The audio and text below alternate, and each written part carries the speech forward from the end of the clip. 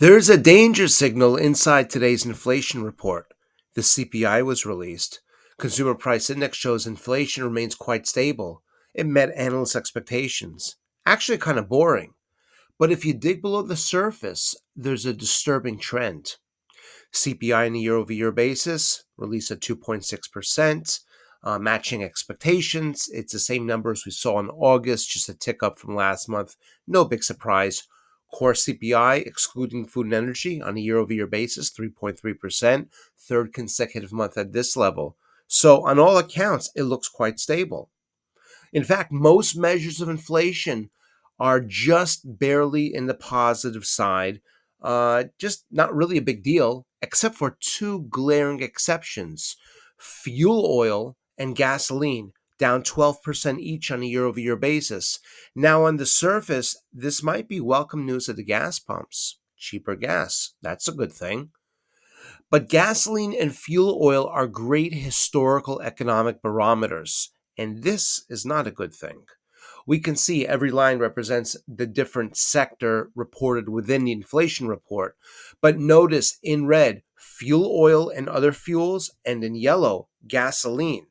In particular, notice during times of economic turmoil, such as late '01, gasoline and fuel oil were down around 23% on a year over year basis. Fast forward to 2008, down 43%. 2015 wasn't a recession, but it was a weak spot in the economy, down 35%. The COVID crisis, 2020, down 34%, and then currently down 12%. Now, 12% is not the negative 30 or negative 40, but the trend is disturbing. And again, it really does bring to light the importance of why these two particular sectors seem to be the outliers, while almost all other sectors in the inflation report are positive, slightly to the upside. These two seem to really stick out. We hope this is not the beginning of a deeper trend to the downside from an historical point of view. Now, this may not look like a big deal according to the analysts' expectations, but the Fed futures are not so optimistic. We can see here in yellow, that's the Federal Reserve probability for the December meeting, that we'll see interest rates at the 4.25, 4.5 level. That would represent a quarter point cut. In red, that's 4 to 4.25. That would be a half a point cut. Well, in the December meeting, we have an 83% chance the Fed will cut rates by a quarter, 87% by January.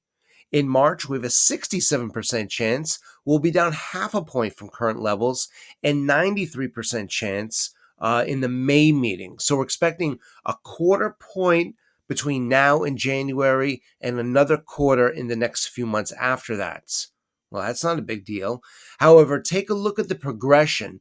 In blue, that's the probability that the Federal Reserve will cut interest rates down a quarter point to the 4.25, 4.5 level.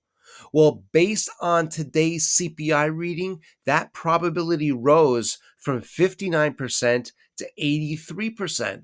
What does this tell us? Something within the CPI report. At the end of the day, the market tells us, what's going to be, or what's most likely going to be. For whatever reason, the market is leaning much more towards the direction of cutting interest rates. Maybe it's reading the tea leaves in terms of the weakness in the fuel and gasoline sectors. Now, we know the Fed likes the core CPI, which excludes food and energy, but nevertheless, the Fed funds futures are telling us, for whatever reason, the Fed is definitely leaning more towards the probability of cutting rates in December, at least more than yesterday. Now, if you have not heard, the yield curve, specifically the 10-1 maturities, flipped back recently. We spoke about this yesterday. Now, what's really interesting and kind of ominous is how the bond market has behaved since that first Fed cut in September. And the implications, well, they might not be so good. I think you'll find what we discussed here to be quite interesting. We hope this has been helpful. We look forward to seeing you back soon.